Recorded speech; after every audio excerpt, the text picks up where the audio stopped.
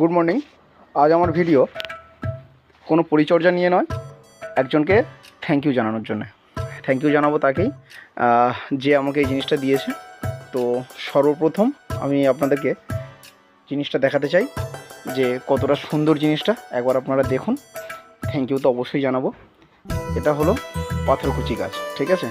এটা আমাকে দিয়েছে আমাদের পিকুদা। পিকুদা, তোমাকে থ্যাংক ইউ সো মাচ। আর গাছটা একবার আপনারা দেখুন, কেমন আঙুর ফলের মতো লাগছে না?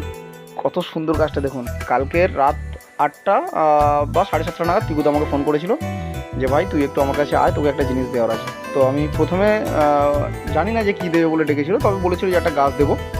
তো আমি তো ছুটে চলে যাই, একটু আমার খেলার ব্যাপার ছিল বলে আমি সময় পাইনি যাওয়ার। আমি রাত্রির 12টা নাগাদ দাদার কাছে যাই। তো দাদা আমাকে এইটা উপহার দিয়েছে।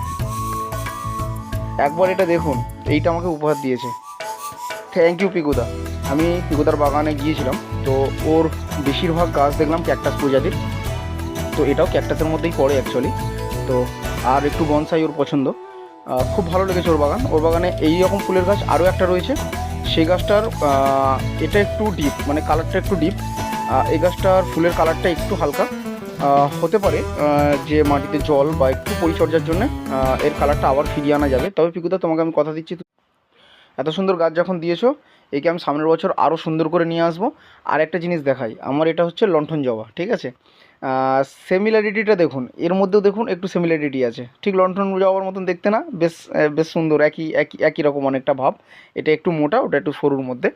আর দেখতে অনেকটা দেখুন বাবুই পাখির বাসার মতো লাগে, কিন্তু দূর থেকে আর কাছ থেকে দেখালেও তাই একটু বাবুই পাখির বাসার মতো লাগে।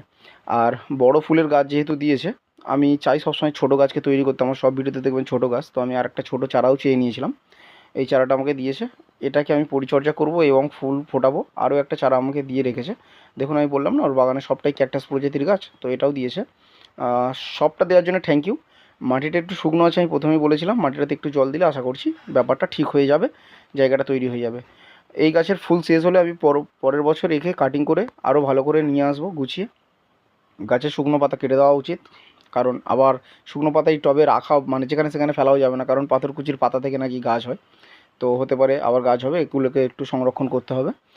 আর পরের বছর আমি এই গাছ কেটে এই গাছকে আরও সুন্দর করে নতুনভাবে ফুল নিয়ে আসবো, আরও ডালপালার সমেত। পিকুদা, তোমাকে এই ভিডিও আমি পাঠাবো। আর এই গাছ দেওয়ার জন্যে থ্যাংক ইউ সো মাচ।